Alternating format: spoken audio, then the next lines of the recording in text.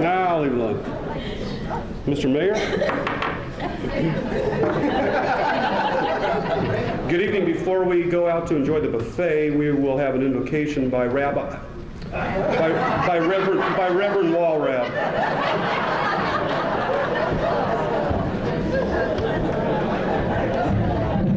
Thank you for the compliment.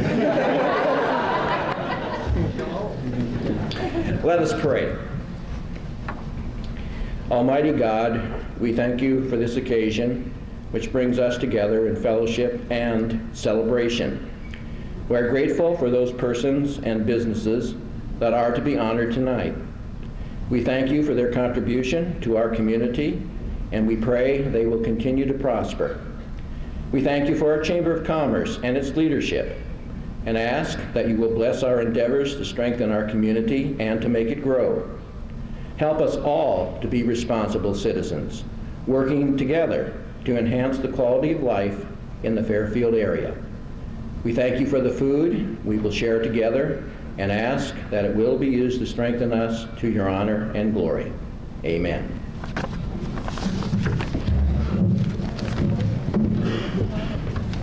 And the Hebrew translation is, do we think that they are ready, Bob, or are we going to ad-lib here for a while?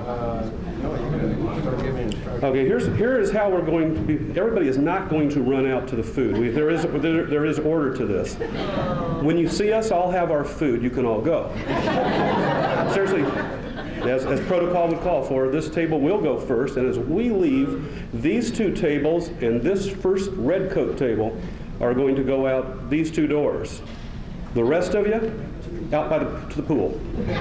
So if they are they ready? I'll tell you, we're going to give them 1 or 2 more minutes, and before we, no, there's no jokes. Before we get going, and this is not even on your agenda, it wasn't on mine, but the girls, and I'm not sure who that is, Bev, have asked that Pat Doyle please come up here for a second.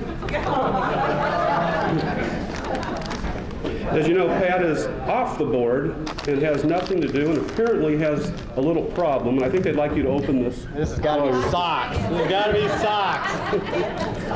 Nice wrapping. I like that, yeah. Is there a reason why it's socks? Well, you never come to these, Jay, so you don't know the story. I never got paid before. Snoopy golfers. Now, who is this? Is this from Bev, or is this from Nancy Juanita? Well, it was Juanita, now Judith. Thank you very much. I'm glad I came.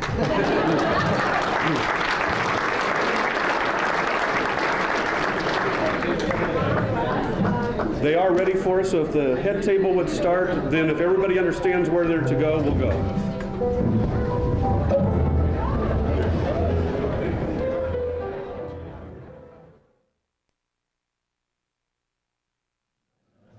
If you are still eating, go ahead, but we are going to get going because Jeff Wilson says there's a Blackhawks game starting at 9:30, and he wants to be home. Well, let me give you a formal welcome tonight to the Chamber of Commerce Annual Banquet. It's a really nice crowd, and the first thing we're going to do is introduce the head table, in case you don't know everybody. And seated going that way are Dave and Diane Reiff, Kevin and Louise Toohey. You can hold your applause, I think. Jeff Wilson, Diane Bolte Silverman, and that's your head table tonight.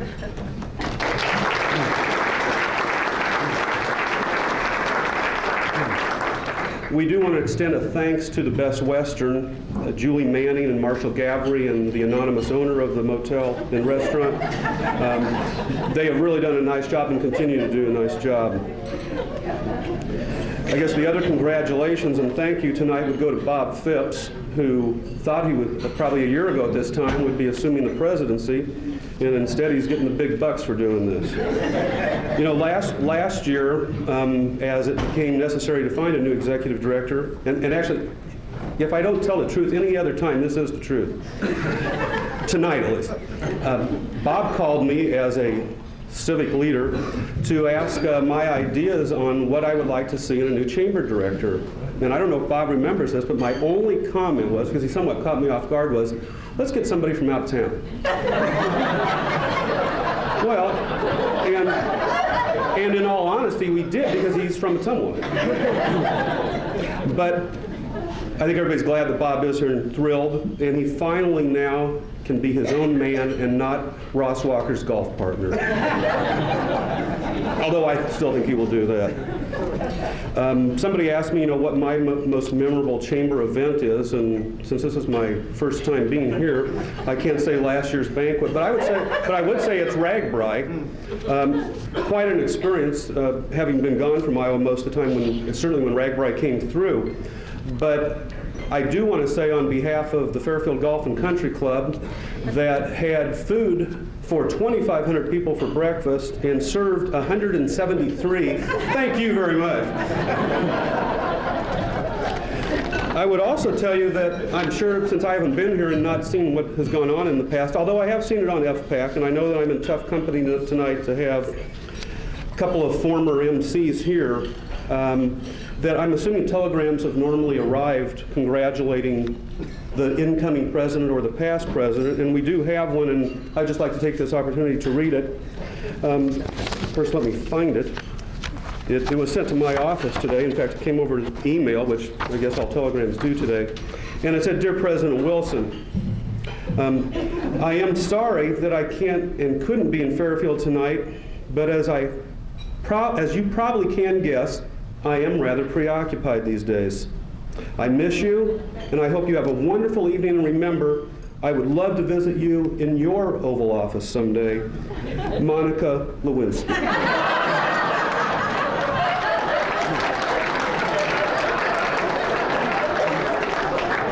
And I have been told that some other telegrams may be delivered tonight. We'll wait and see.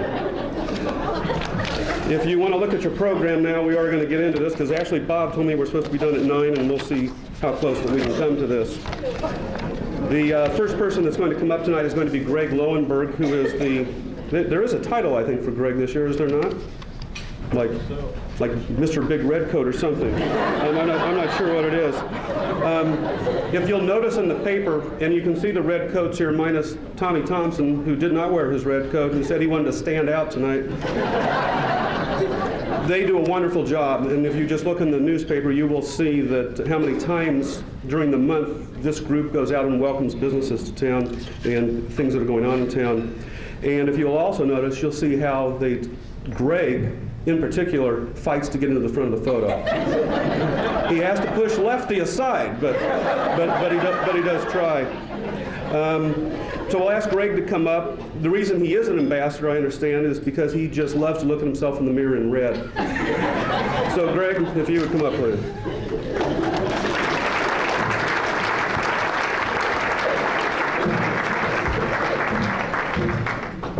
Well, thanks, Jay. It's always nice to be introduced by you. I want to welcome everybody on behalf of the ambassadors.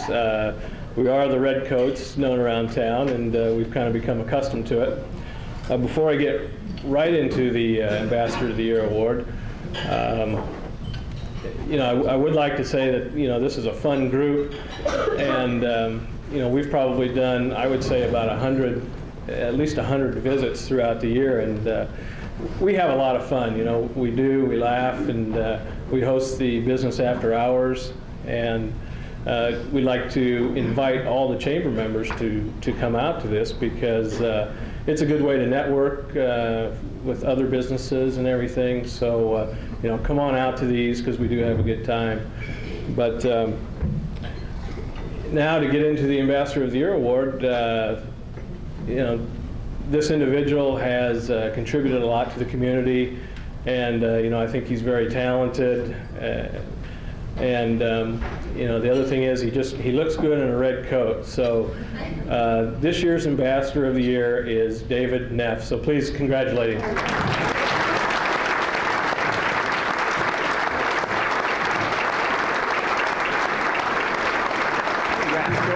Hey, congratulations. think Bob has lost your plaque. You're right.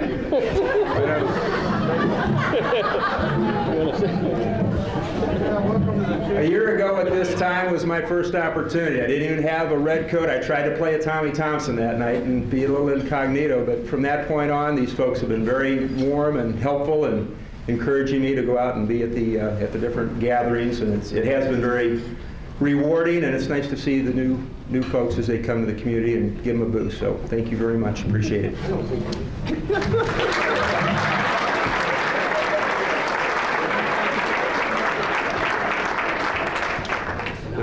We knew this would go smoothly.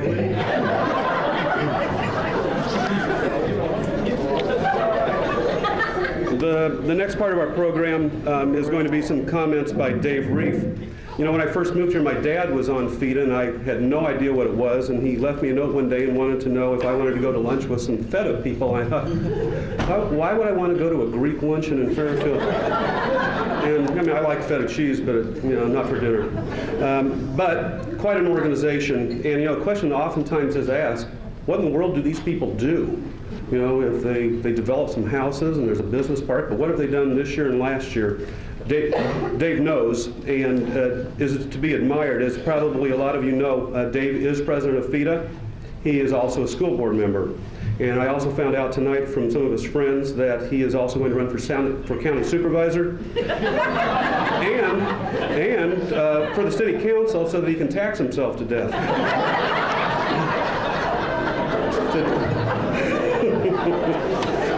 But quite an individual that is really so involved in the community and in his industry and business also. So Dave, I think you're going to have to probably come around the front. And Dave Reiff.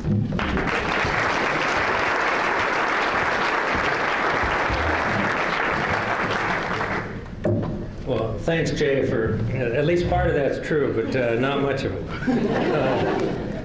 Yeah, FIDA is we're very proud to be invited guests here, like most of you tonight. I'd like to, if you haven't turned to your spotlight, I don't see the page number, but most of our board is present tonight, and I'd like them to stand. Vice President Craig Foss, John Hammis on the same table. I've seen Rex Crockett, and let's see, Ross Walker, and John Morrissey, our consul, Tom Thompson, treasurer, and I am missing a couple more. No? Okay. The rest are out of town, but thank you, gentlemen, for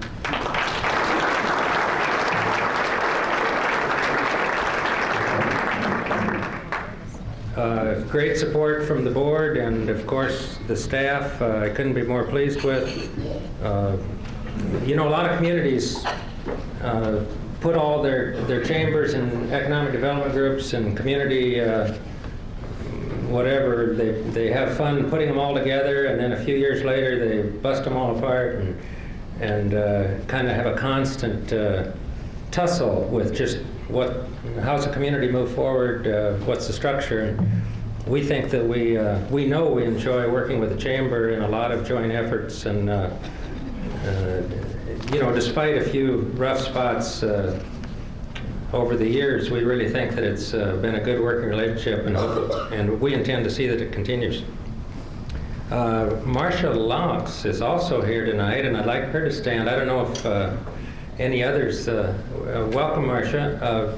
As you might see in a couple of our prepared remarks, the Rural Action Grant that has to do with value-added agriculture, a big thrust to the Iowa Department of Economic Development, is a grant that we're proud to be facilitating at the Chamber office, and Marcia's doing a great job organizing the county effort, and we're recognized across the state as one of the leaders of this value-added agriculture concept. So stop and talk to Marcia sometime and find out what we're doing. Trying to think of what else I had to say. Actually, I guess Jeff and I were told that it's almost time to review our new pick, our leader, and So I was preparing some notes today on, I thought tonight would be as good a time as any to you know, kind of point out some of the things that we'd like Bob to work on, and I just had a few.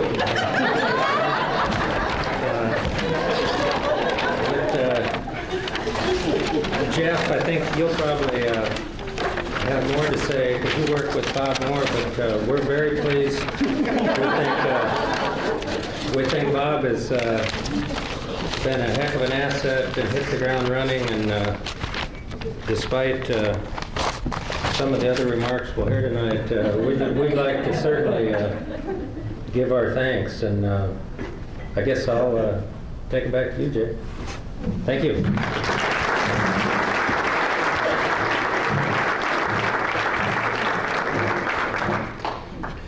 The Business Improvement Awards are going to be next, so if anybody needs a restroom break, it's going to take a while. I think we have, how many, Bob? 9? Quite a few. Quite a few. Somewhere less than 100. I think this is one of the nicer awards that you can receive. You're really doing something in your business. We do want to make one thing very clear. After these awards are given, if all of a sudden you realize, well, we did quite a thing in our business and we didn't get an award, maybe you didn't let the chamber know. And if that is the case, please let the chamber know so that they can give you the award that you're so deserving. The two people that are going to present this award are Jody Kerr and a woman that I just referred to as Miss Gloomy Personality, Bev Nelson.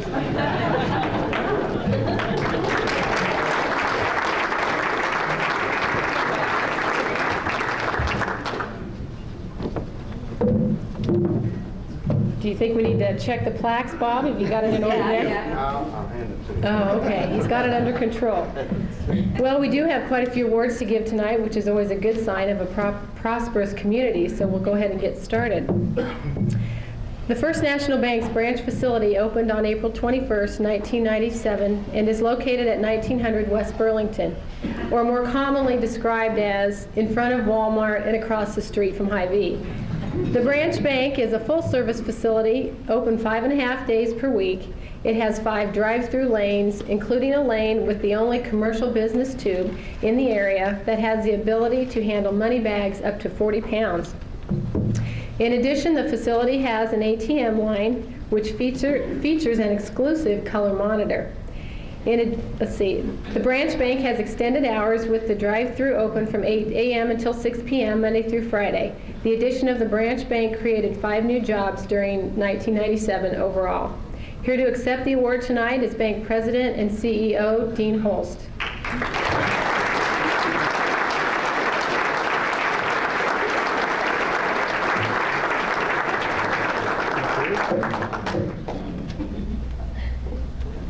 During 1997, Iowa Computer moved from Highway 1 North to its current location in the Atrium Building at 200 West Low Avenue.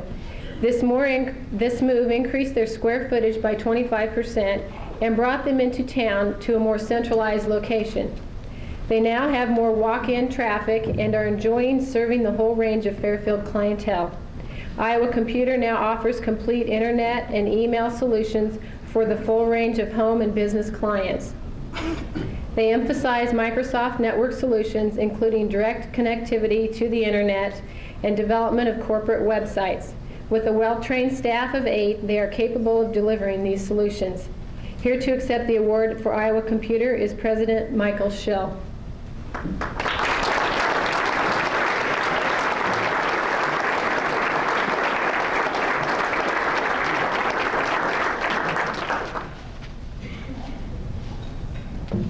Democratic design on the square added to their floor space 1,000 square feet by opening a hole in the wall into the old Brown Pharmacy building. The new space has been remodeled to appear very raw in contrast to the other side.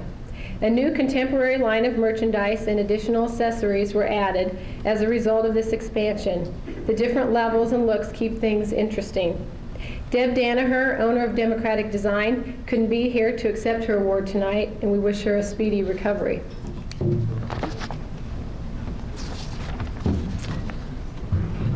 Green Prairie, Iowa Realty moved during 1997 from 60 West Burlington to 103 West Broadway. The new location was completely renovated, making it light and airy.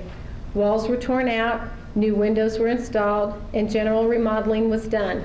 Their new office allows improved customer accessibility since they are on the ground level, and the addition of one more agent. Here to accept the award tonight is Marilyn Schmeeler, owner of Green Prairie, Iowa Realty.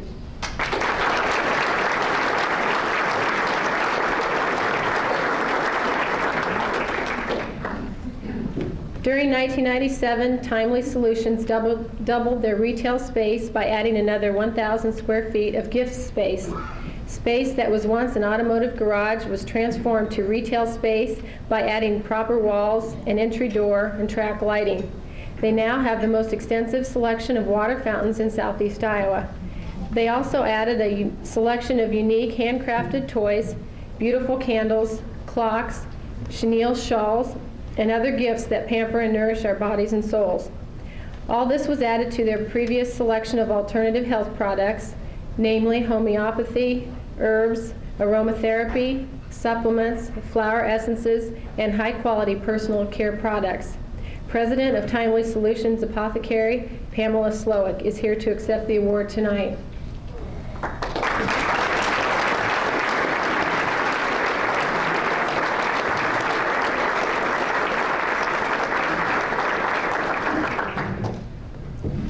During the past year, Fairfield Flying Service added one new mechanic. This was the result of a large expansion. A new 7,000 square foot hangar was built that houses 2 new locally owned jets and 2 new offices. They have also expanded their flight line and shop area to handle much larger aircraft. As an indicator of their increased business, their fuel sales doubled from the prior year. Robert Lyons, president of Fairfield Flying Service, is here to accept the award tonight.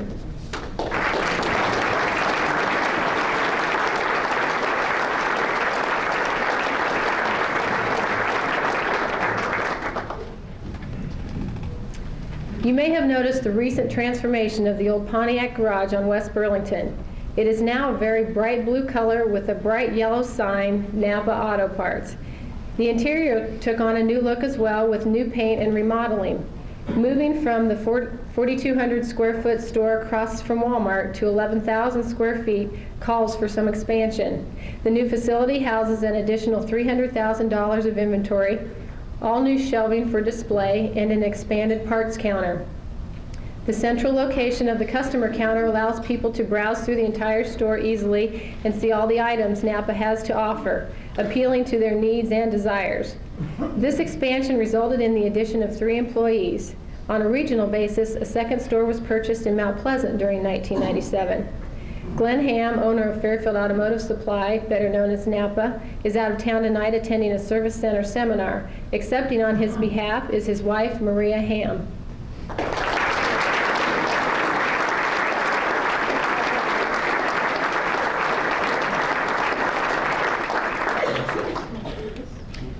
On February 10th, 1997, the merger between Point Auto Plaza and Fairfield Toyota Chrysler was complete.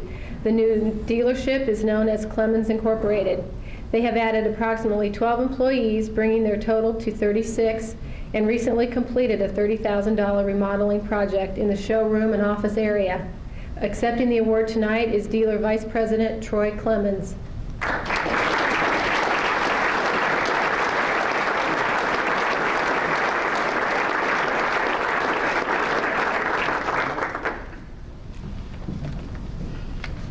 Expansion. That was the name of the game at the Veterinary Clinic during the past year. Their improvements included enlarging and remodeling the reception and waiting area, adding 2 examination rooms for small animals, enlarging the retail sales area, expanding and updating the small animal surgical suite, and lastly, enlarging the doctor's business office area. Accepting the award for the Veterinary Clinic tonight is Dr. Bob Wiegert.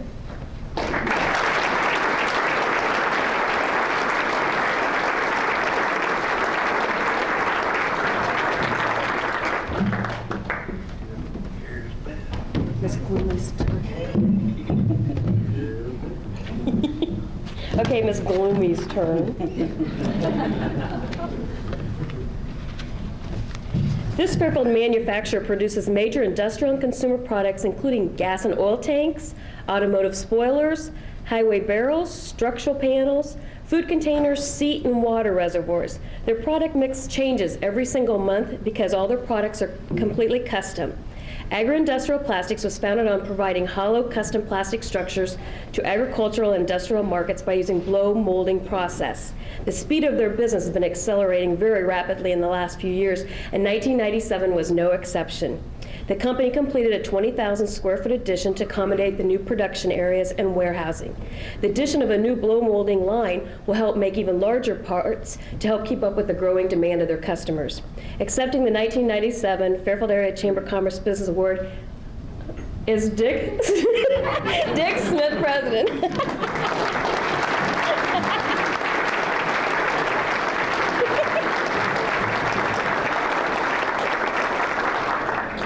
Filling a vacancy in the service area of town, this company is ready to help us spring into the warmer months.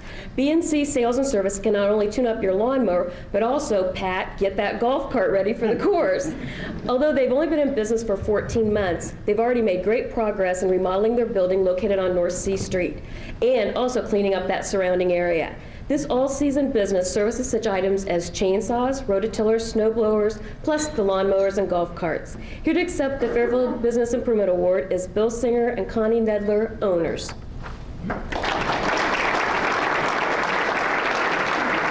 And maybe they're not here. This hair salon's been in Fairfield for many years, and with increased business, they recently moved to the north side of the square and expanded not only their services, but also their space. So, are you looking for a massage therapist to take those kinks out of your back, or get a new haircut like Jay? Corrine's Hair Salon and Spa is the place to call. With three more stylists added in 1997, plus a massage therapist, the salon does not only haircuts for all ages, but coloring, perms, manicures, and a whole lot more. Accepting this 1997 Chamber Business Improvement Award is Corrine Reed, owner.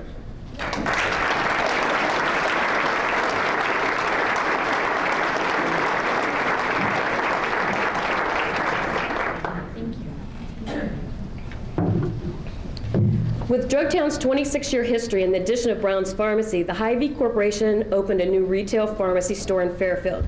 The Fairfield Drugtown bought a former grocery store, and with a lot of remodeling, expanded the 9,600 square foot building. The store kept many employees from the Brown Pharmacy, plus adding a few more for a total of 27 employees. With the only drive-up pharmacy in the area, plus a large selection of wines and spirits, Drugtown has filled a niche in Fairfield. Their store also features a large cosmetics section, health and beauty aids, sectional and gift items, a walk-in beer cooler, and free pharmacy delivery. The Hy-Vee Corporation has a long-standing and successful partnership with the city of Fairfield. And I don't know if a lot of you realized it, I didn't, but what is now one of the first of their 216 stores that bear Hy-Vee name was right here in Fairfield. We're excited to have Drugtown here to Fairfield, and the city and the chamber hope to a long and successful relationship together. To accept the Fairfield Area Chamber of Business Award is Tim Toohill, manager, and Andy Nelson, shift manager.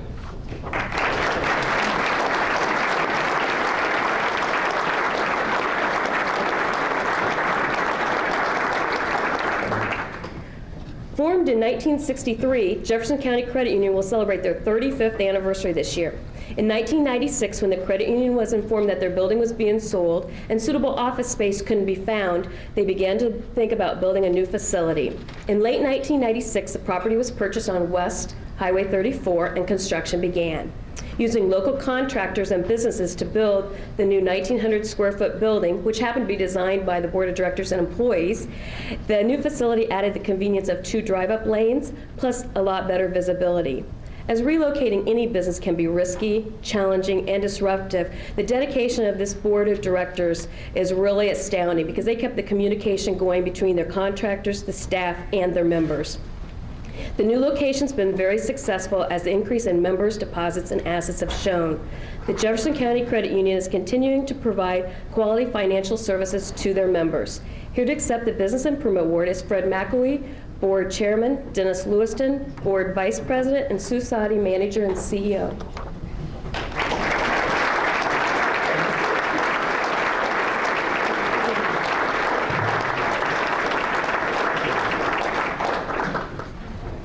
Since 1912, this company has been the cornerstone of Fairfield's manufacturing base, producing commercial laundry and ductile and gray iron castings worldwide.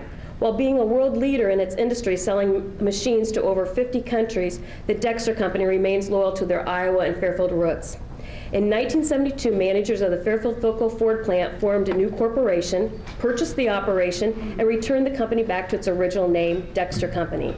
Sales in 1972 were $9.7 million and have increased over $70 million in 1997. And with over 560 employees, Dexter is one of Fairfield's largest employers. Lots has been happening in Dexter the last few years. In 1996, they took the coin out of coin-operated laundries. The company introduced the Easy Cart. It's a simple computerized system that uses debit cards instead of coins. This provides greater efficiency, lower operating costs, reduces theft and vandalism, and cuts down on maintenance and coin collecting.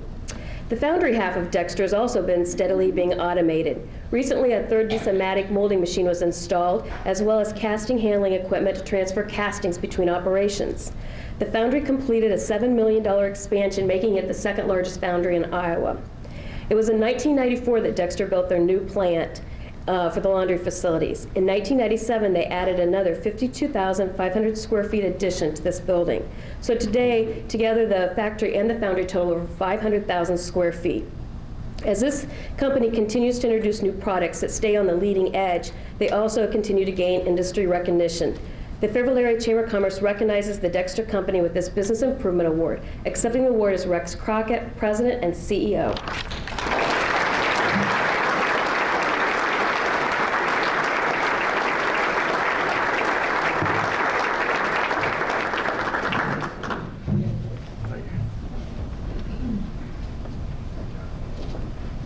With regional offices located in Los Angeles, San Francisco, New York, and Santa Fe, the home office of Hawthorne Direct has been right here in Fairfield since 1986.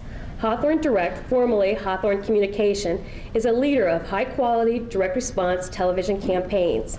They have accounts such as Braun, Apple Computer, Bank of America, Weight Watchers, Nissan, Discover Cart, and Mattel Toys. These all use Hawthorne Direct to handle their products from the initial concept development through production to the media buying.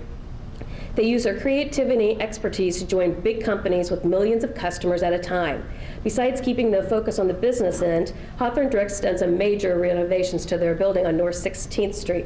The company invested $280,000 for a new roof, planted 11 large evergreen trees on their lot, put in a new brick sidewalk, hired some high school kids to clean out the warehouse last summer, and such things as new flooring, landscaping, and painting the outside of the building were all done in 1997. We're pleased to have Thomas Kelly, CEO of Hawthorne Direct, here to accept this business award.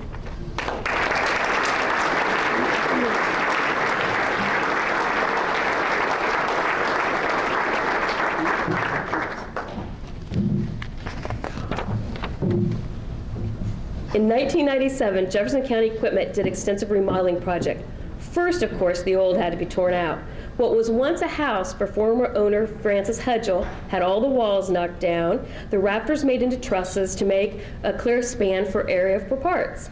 The front showroom had 2 offices torn out to make room for more parts display. The reconstruction consisted of approximately 5,500 square feet of new flooring, walls, lighting, 6 new offices, 3,200 square foot of part shelving, 2,000 under-the-counter bins, and a new lighting display, including a new sign that says John Deere Prep Plus. A new computer system called John Deere Vision, which is the very latest for looking up parts and information online with John Deere, is another great customer service addition. Jefferson County Equipment started in January '85 with 7 employees and currently employ 18. I don't know, maybe John does own a couple of those people. They are dealers for John Deere farm equipment, John Deere lawn and garden equipment, as well as DMI, Brent, Henniker, Black Machine, Woolrich, and Westendorf farm equipment. John Deere Equipment was recently awarded the John Deere Signature Dealer Award for their parts, service, and sales. We're pleased to present the Fairfield Area Chamber of Commerce Business Improvement Award to John Hammes, President.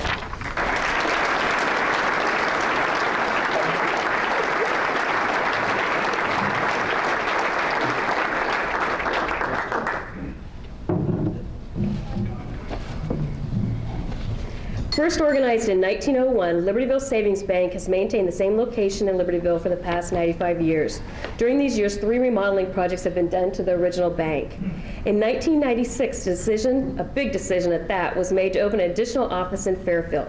After spending 1 year in a temporary facility, the bank opened their new branch on March 31st, 1997. The beautiful new facility is located on West Jefferson and features a tower clock, 3 drive-up lanes, a drive-up ATM machine, 4 inside teller windows, 2 new account desks, a boardroom, and 4 offices that makes this full-service bank a bank of a lifetime. As if opening 1 new facility wasn't headache enough, in early 1997, First Star Bank announced the closing of their Eldon office, and city leaders asked Libertyville Savings to consider opening a facility in Eldon. On July 24th, 1997, the new Libertyville Bank in Eldon opened. The existing building was remodeled, adding a drive-up ATM, 2 inside teller windows, a loan office, and a drive-up window. Libertyville Savings Bank believes that a close relationship with their customers provides them with the best possible service, and this must be working as they continue to grow, with assets up from $54 million in 1996 to $63 million at the end of '97. We must say that the communities of Fairfield and Eldon are very happy to have the bank located in their towns, as Libertyville Savings continues their service to the community that they start and still continue today in Libertyville. Accepting the Business Improvement Award is Jill Burnett, Vice President, and Lori Mitchell, Assistant Vice President.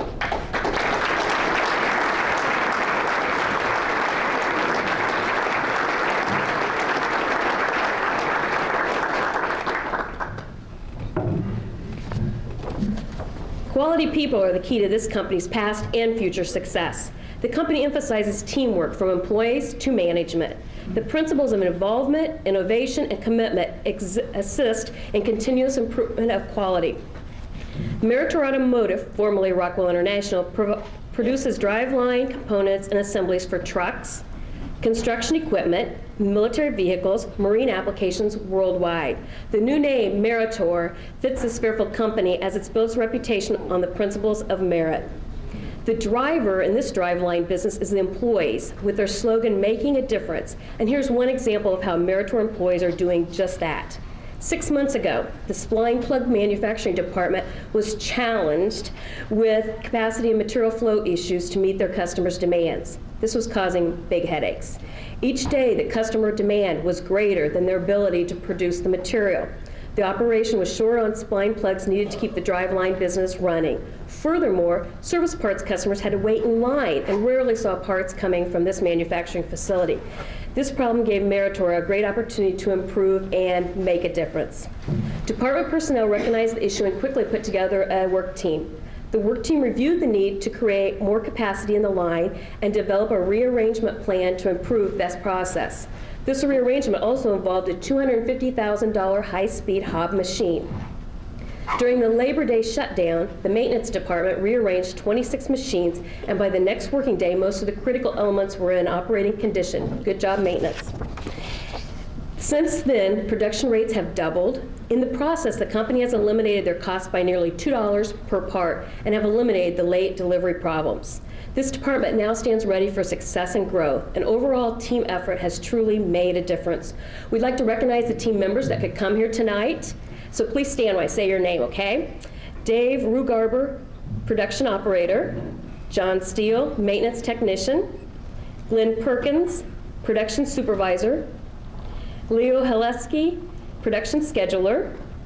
Wally Sneed, department engineer. Scott Norris, business unit manager. And to accept the award for the Fairfield Chamber of Commerce Business Improvement Award is Randy Rollins, site manager. Good job, you guys.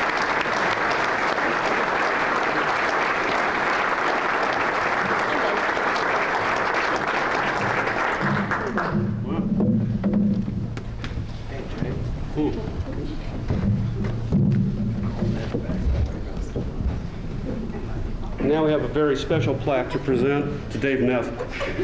Dave, if you'd come back up. Oh, there he is. Let's give him a hand.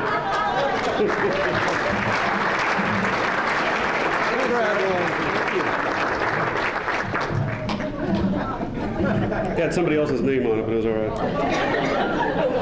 You know, I guess for business improvement awards, my dad's new car didn't qualify, so, and neither did Pat's new golf cart, so we didn't get to go very far. Entrepreneur of the Year is next, and C. Holland Taylor, the CEO of Global Link, is going to do the presentation of this. I don't think anybody needs to hear again perhaps the history of Global Link, but quite a success. And as I was sitting here, I was thinking, we really do have a very entrepreneurial town, and to me that's just, it's beyond exciting. And I was thinking, what else could Global Link go into? And I'm thinking, and the mayor could probably give me the exact date, but our cable TV franchise is coming up, and maybe in the idea of having some good TV here, that Global Link could go into cable TV. But it's just my idea. C. Holland Taylor, if you would please come up again, the CEO of Global Link.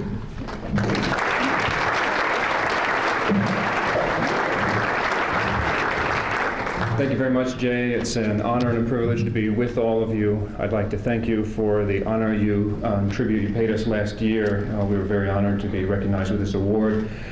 In years past, I'd heard the governor of Iowa talk about Fairfield as an entrepreneurial hotbed. I'd just like to share a couple thoughts because I travel not only all over the United States, but around the world. And Fairfield is something that is a name that is known to people in literally every country of the world today.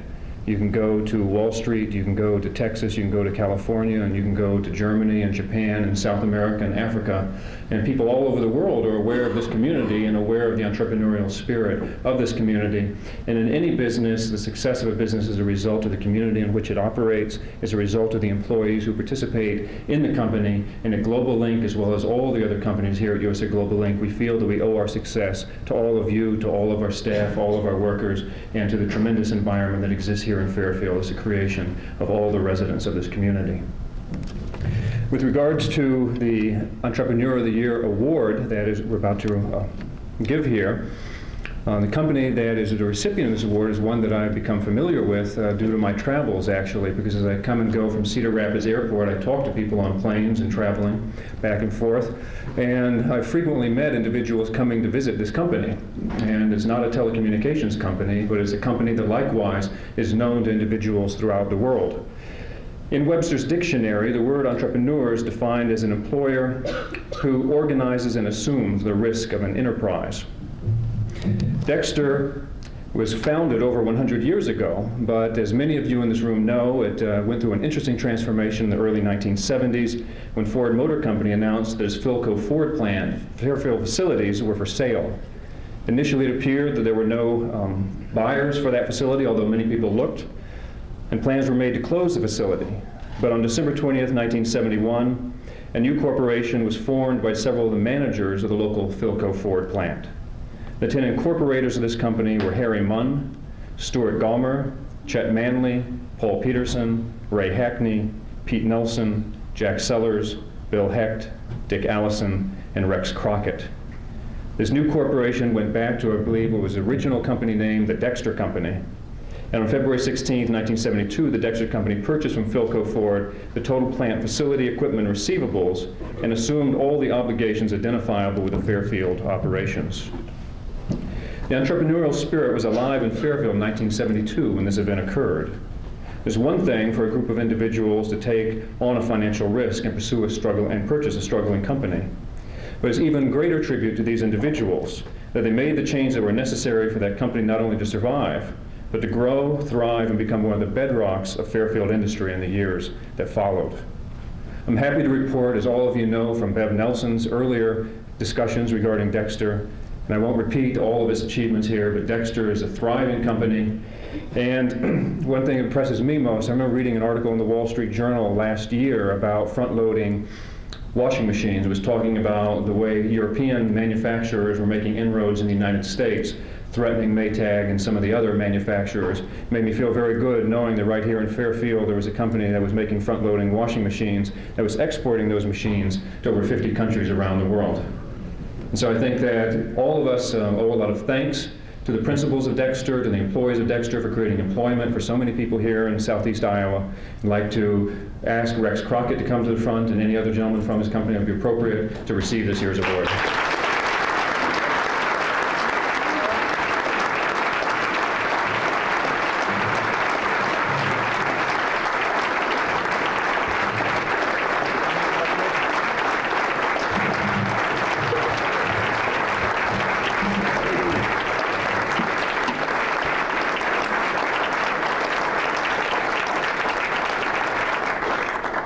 What? Said 2 minutes. I'm his worst nightmare when Thank you very much for the award. The employees of Dexter, both past and present, thank you, and we'll continue to try and make you proud of us. And we're certainly proud to be a part of this community, and know that we'll continue to grow together. Thank you.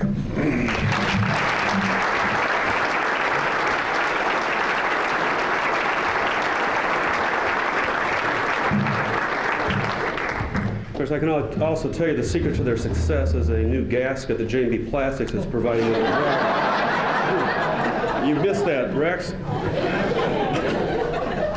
Now, of course, we come to the President's remarks. Many of you probably would not know this, but Jeff and I went to college together at Drake, and I understand they are going to have a study on hair loss. Of course, he's a little older than I am, so he had a little more exposure, apparently. But, you know, I told Jeff that I'd called some of his old friends today. It is funny, Jeff and I really don't have any memory of knowing each other at Drake, but we know we were at some parties together. But talking to some friends today, they said, you know, they remember him, you know, as a very ambitious student, and that he had certain goals that he had set out. One was to be a Chicago Cub. If that wasn't going to work, he said, well, okay, I'll be a Blackhawk. White Sox weren't even possible. Thirdly, if he couldn't be that, he could be a Chicago Bull, and Jeff is an avid basketball player. But lastly, if the athletics wasn't going to work out, he wanted to be a newspaper publisher in a small town in Iowa.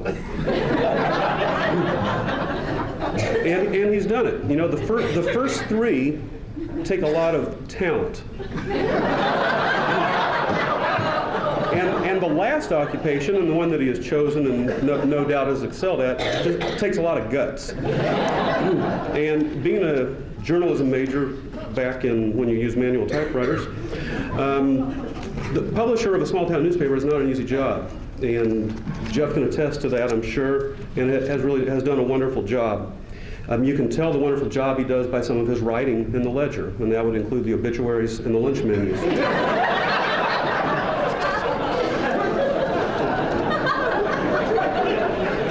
Seriously, as you know, this has not been an easy year for the Chamber of Commerce.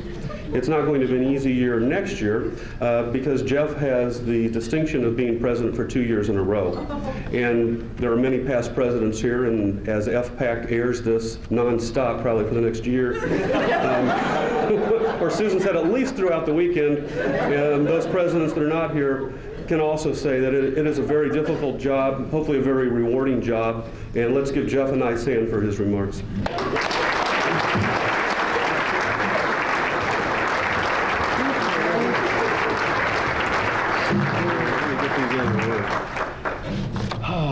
Time out.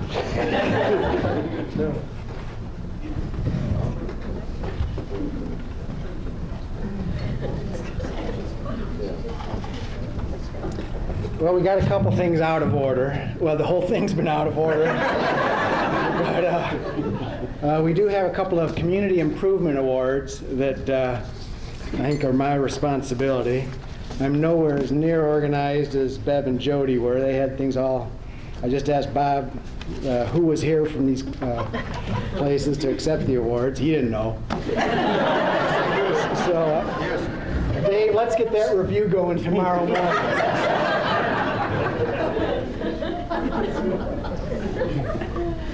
Still doesn't know.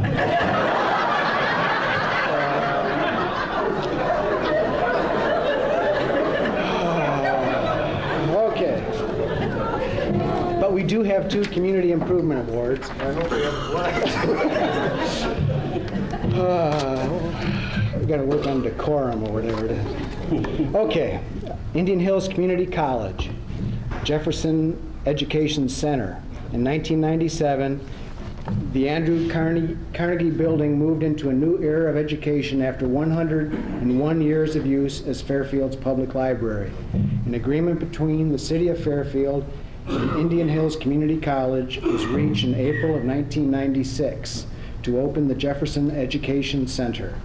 The city entered into a long-term lease at no cost to Indian Hills to use the ground and second floors of the building. The third floor is still home to the Carnegie Museum. Construction began during the winter of 1996 and was completed in May 1997. The exterior shell of the building remains the same. The floor plan is essentially unchanged, with new drywall and plaster, new ceilings and floor covering, new wiring, new cooling and ventilation systems. The college placed the cost of the remodeling at $250,000 plus an additional $120,000 of fiber optic technology. There are 2 large classrooms for interactive telecommunications. That must be it. To my time, okay. Via the Iowa Communication Network. Seating in the ICN rooms is for 48 and 24 students. There is also a large computer lab and a GED conference room on the main level. The lower level was remodeled as well. A ribbon-cutting ceremony and open house was held June 30th, 1997. Classes began with the beginning of the fall term, August 26, 1997. Currently, the Jefferson Education Center has 165 students attending classes days, nights, and weekends. The center offered 22 different ICN credit courses in the winter term and 7 different computer courses. The Jefferson Education Center of Indian Hills Community College brings the technology of the new millennium to the historic Carnegie Building. Accepting the award for Indian Hills is Madonna Smithberg.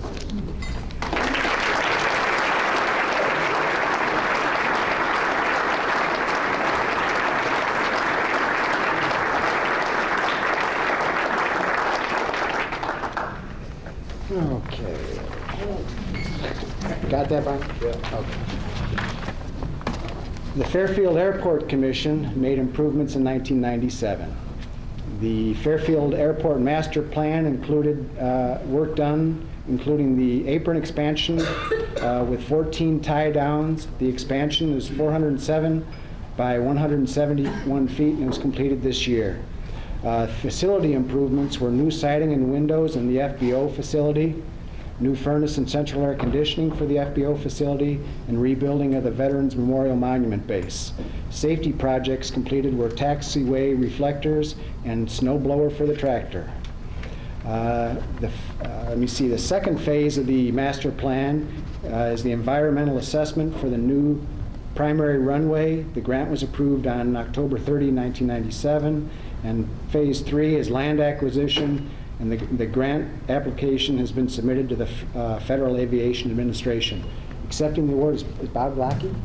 Very good, thank you. Bob Glocke.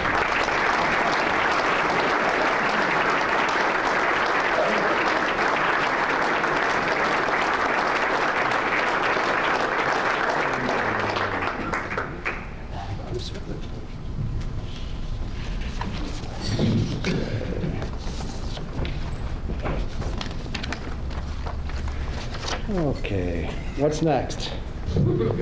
Okay. Past Director Awards. Let me see, we have 3, and let me see, let's go. I see Bill Pollock. Let's get Bill up here to accept that. Bill was our conscience. And he was never afraid to speak up loud and clear, and we thank him for 6 years of Bill was very loyal in his attendance. Good luck. And thank you, Bill. We hate to miss him.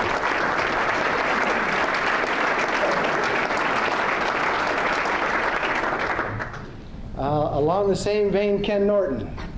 Ken spent 6 years on the chamber board, and he too was not afraid to tell us what he thought if we were going up the right road or the wrong one. Thank you, Ken.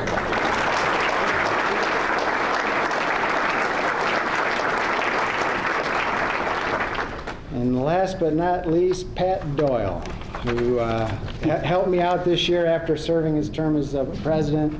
He stayed on the executive board, was invaluable, and the best thing that Pat did this year was say yes to RAGBRAI. So, thank you.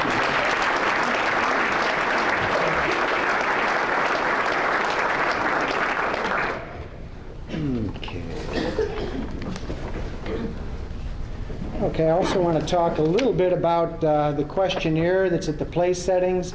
Please, if you have time, fill it out. Those initially went out, I think, in the spring, last fall, and we'd certainly like your feedback. Bob has a receptacle, should we say a box, to put those in. But if you can't put them in our receptacle, you can bring them over to the chamber office. Also at the place settings is the Iowa Commerce Magazine insert, and we're proud of this. It was 56 pages. It was part of the Iowa Commerce Magazine, which is the publication of the Iowa Association of Business and Industry.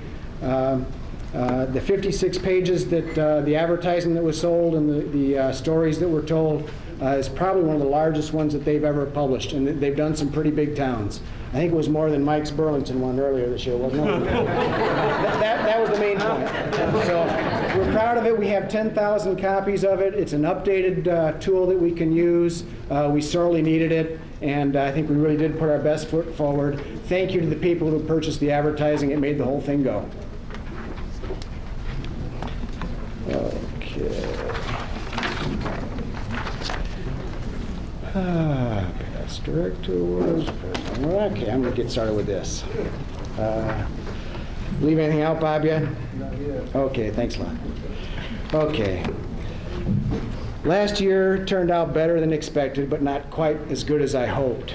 We jumped into the busiest time of year with Bob and Judith still new to their jobs and RAGBRAI around the corner. We agreed to accept the TCI cable payments in addition to phone bills, and added a Rural Action Grant staff member to the office mix. I'm not quite sure how it all came together, but it did. The smooth transition says a lot about Bob, Nancy, Judith, and Marcia. We're fortunate to have them. We did get a financial shot in the arm from RAGBRAI and not paying an executive vice president for the first 4.5 months of the year. In fact, Bob did such a great job in 7.5 months, we considered asking him to do it again this year. But we were able to balance the budget with his full year's salary, and we expect a full year's work, Bob. I want to thank 9 people who I mentioned in the little letter on the front page of the chamber flyer at the place settings. Bev Nelson, Pat Doyle, and Joe Carr were amazing with their RAGBRAI organization. That went extremely smoothly, and it still astounds me. Thousands of bikers seemed to disappear without a trace on Saturday morning. Thanks for making it all look easy. We thought the job of hiring a new executive vice president would take a couple of months. The selection committee spent more than 4 months sifting and interviewing. Dick Smith, Dave Reiff, Pete Nelson, Jay Mitchell, Kevin Toohey, and Sarah Cochran, thank you. There was a lot of work that was done. As I say Pete's name, the hardest thing I did, or the most difficult thing I did all year, was getting a Pete's, 6-seater airplane. I was shaking. We went over just north of town. We went over by Richland. Pete, I don't know what, he dropped the plane about 10 feet like that, and he goes, whoops, county line. My fingers were just digging into the seat. Everybody had a good roar out of it. I almost drove home with John Morrissey. We were up at UNI for a planning session for FIDA. Good luck, Kevin, you're doing that next year. A few weeks ago, the Chamber Board met all day on a Saturday to plan for 1998. It's already come out that improving community relations was our top priority. The letter in tonight's ledger already raises skepticism that a Chamber committee can do anything to improve the situation. We don't have unrealistic goals. We get the picture. We do plan on making meditating and non-meditating leaders accountable for better relations. At the Chamber, we sought community-wide representation on the selection committee and the Chamber board. Yes, there is friction and difference, but individual respect grows, and our split votes aren't along party lines. On a more tangible side, I'd love to see the south doors reopened on the square. What would it take to make that happen? Sarah said her year, like a lot of things, was over before she knew it. For some reason, my year is starting to feel like 2. Thank you, and I would like to introduce our board members. Good thing they're written down here for me. President-elect and at the head table for 1999 is Kevin Toohey.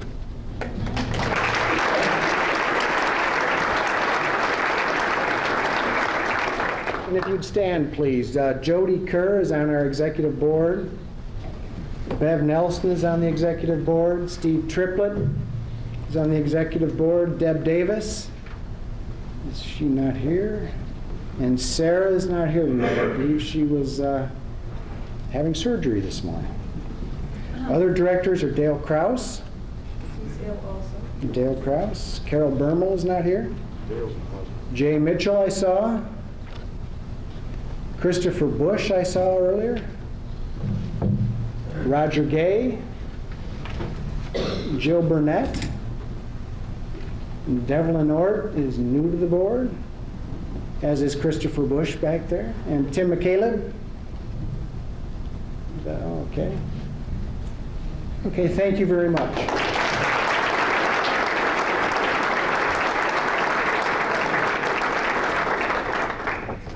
What do I have next, Bob?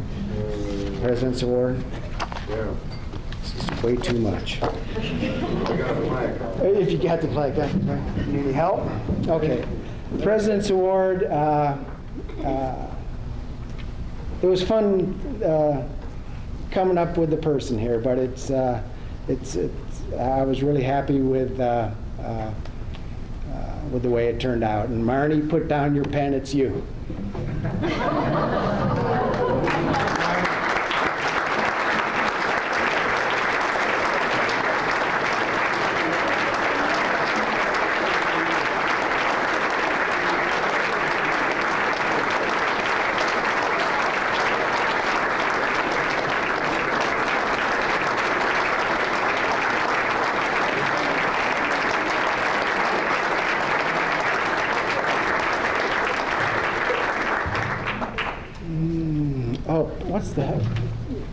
That's the fun part. Passing of the gavel, what do we do? Left to right. I'm sitting down. Is there one? Right there. Give it to yourself. No. Kevin, your turn. Next year. Thanks a lot.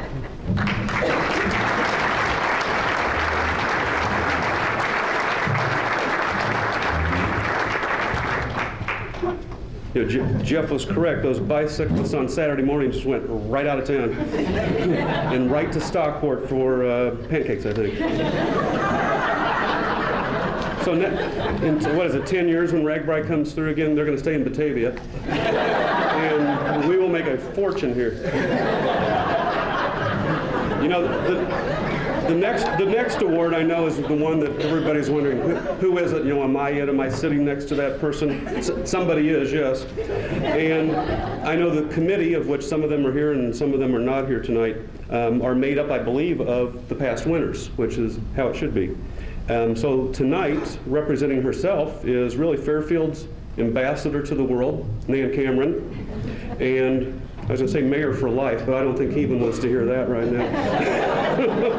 But mayor for at least the next year and 11, 10 months or so, Bob Rasmussen, who is representing last year's winner, Roy Lemansky. Did you not know you were doing this? Do we do it one at a time? Yeah. Well, I think then the protocol would be that Mayor Rasmussen would go first. That's only because I'm really married to a very strong feminist, and it's only fair that the man would go first.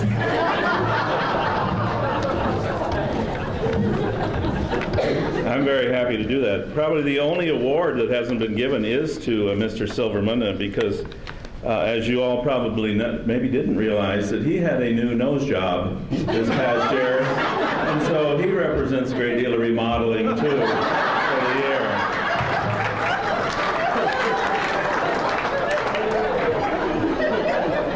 Thanks, Jay.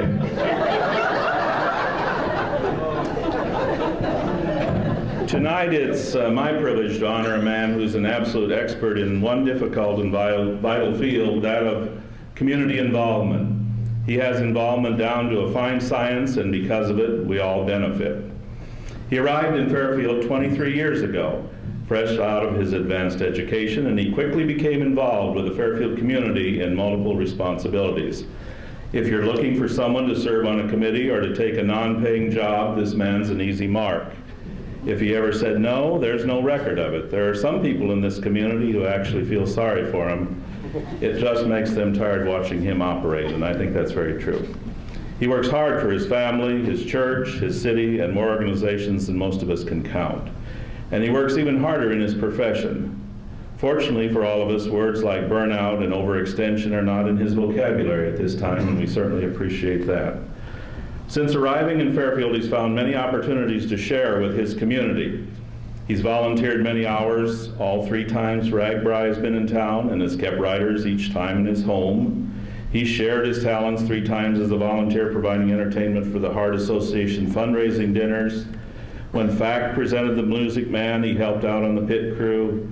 He's been involved in the First Lutheran Church, where he served on the church council and been on a pastoral search committee.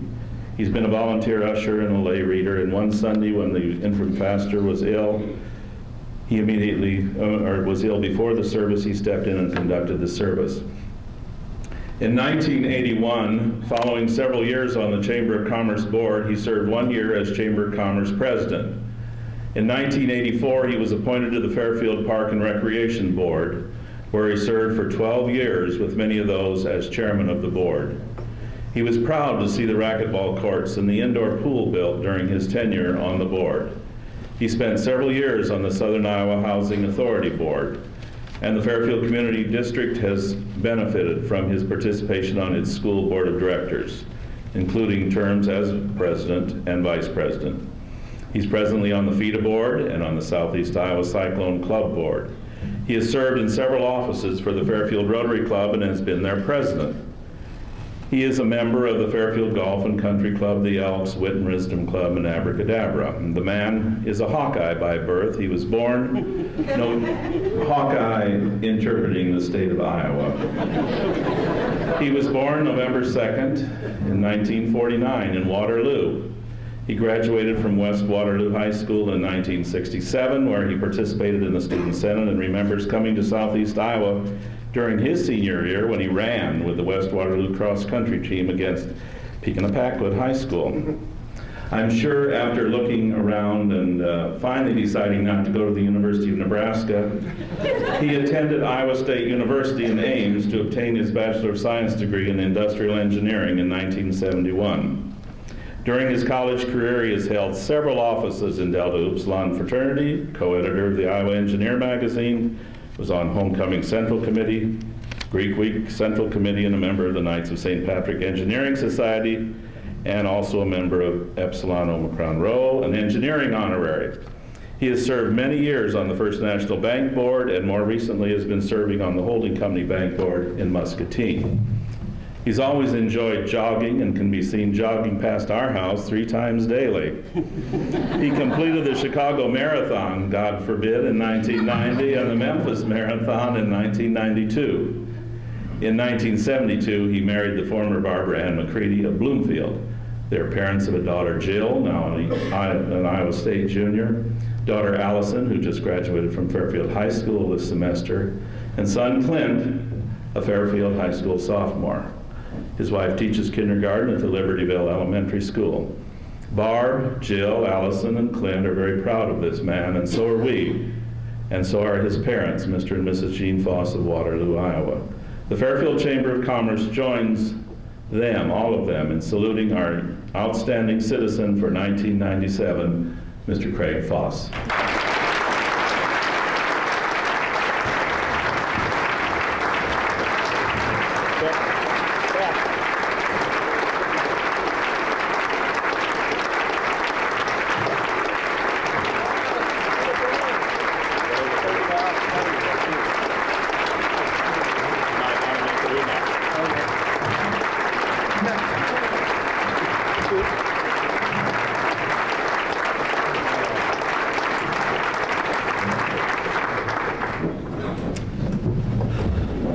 Well, I really don't know what to say, other than I see some people here that I know. Gee, I just saw them. Boy, I'm really honored. I guess I'm just really glad I'm a Fairfielder. Been here more than I was in Waterloo, actually, and I always figured Waterloo was my hometown, but really it's now Fairfield. And I've appreciated living here, appreciated the opportunity to be part of this community. Community is a great community. It's got so many strengths, and we need to build on those strengths, and our diversity is one of those strengths. So I certainly hope we can continue doing that. While I'm up here, I'd like to also thank my partners. I see them hiding back there, Tim Kiken and Myron Gukin. We've had a great association, and I've really enjoyed being in business with them and practicing with them. Of course, my family has always been there. My family has sacrificed so that I can do a lot of the things that I've been able to do and enjoy this community. And in addition to my partners, I guess I also need to thank my office staff, particularly my secretary, Linda Wolfon, who's covered for me a lot of times when I've been part of this community. So thank you very much. I'm really honored. This is quite an honor, and it's great. Thank you.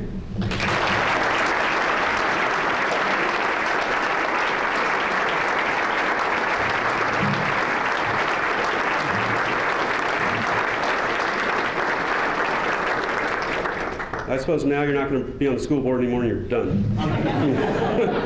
Our next presenter was last year's recipient, Nan Cameron, and when I say ambassador to the world, I think you all know a lot of the stories. She's a fascinating lady to talk to, and her stories are quite varied from the lands that she's traveled. Nan?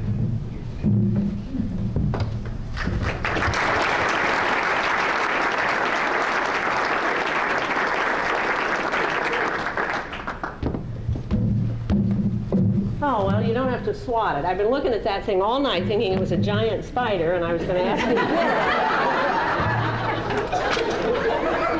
Jeez, I thought you said you were going to be brief. I'm going to be a lot briefer. This is a fabulous magazine.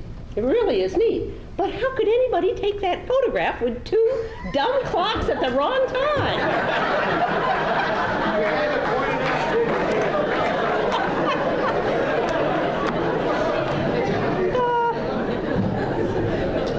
Now, Mrs. Neff typed these notes for me so that I could read them with my bifocals. I am just as thrilled to be here tonight as I was a year ago when you very thoroughly surprised me with this honor. If I'd used a crystal ball, I couldn't have come up with a person more deserving of being Citizen of the Year than this gal. She's raised 3 children, 4 if you count her husband sometimes, and is now spreading her loving influence to the next generation.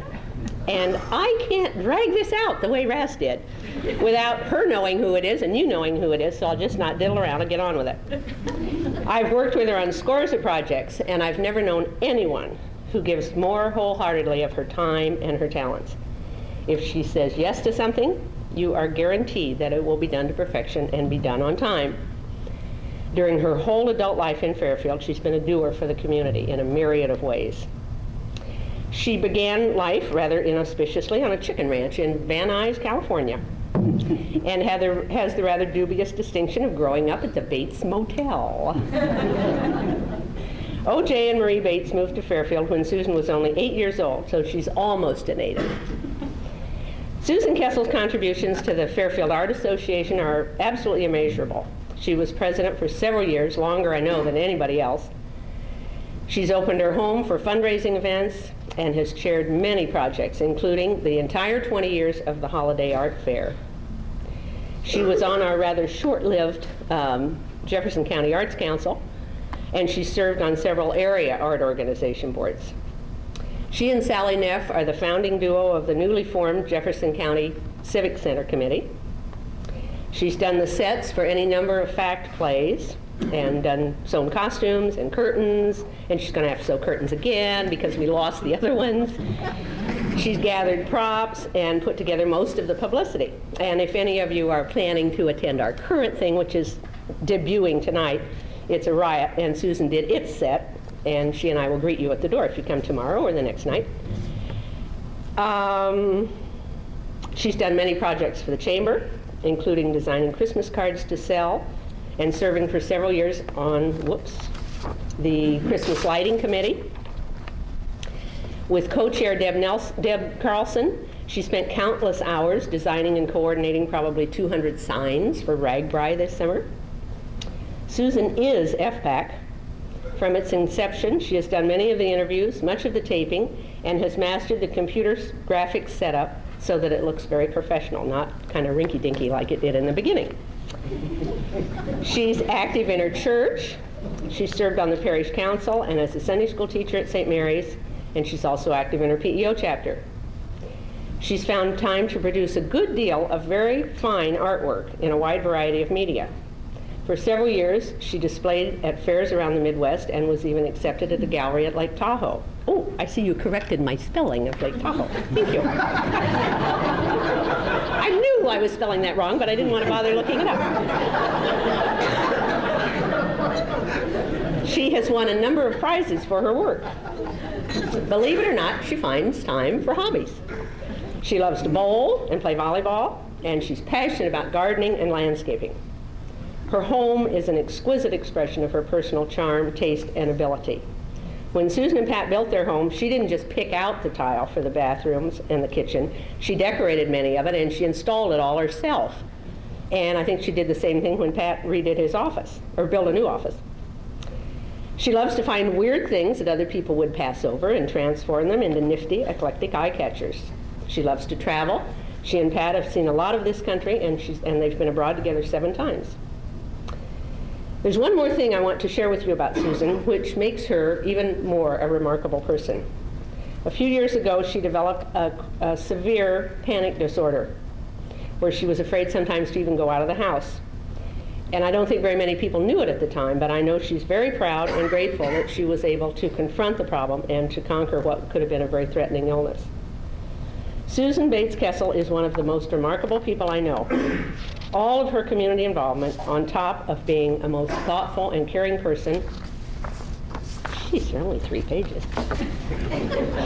running a beautiful home, caring for a husband and 3 children, and now sometimes her 4-year-old granddaughter, Emily, plus being one of the most respected and prolific artists in the area. I know that every single one of her friends has said to her, because I've said it 1,000 times, how come your day has 36 hours when mine only has 24? In today's vernacular, she's awesome. One of Fairfield's treasures, Susan Bates Kessel.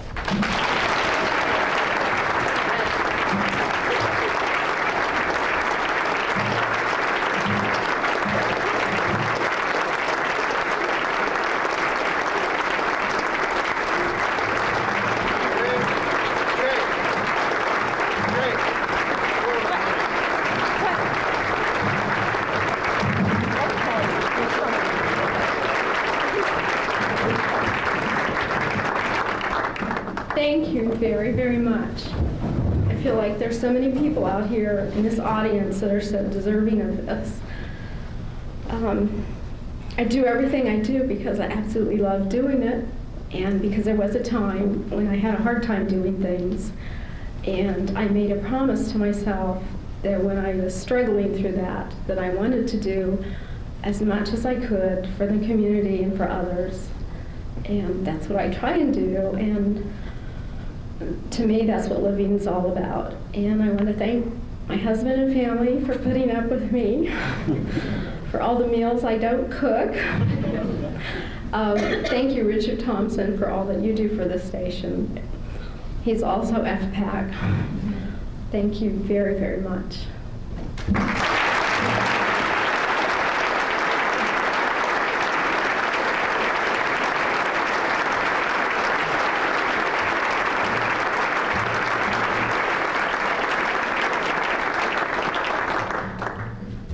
In about 7th grade, Susan, this was about the right height.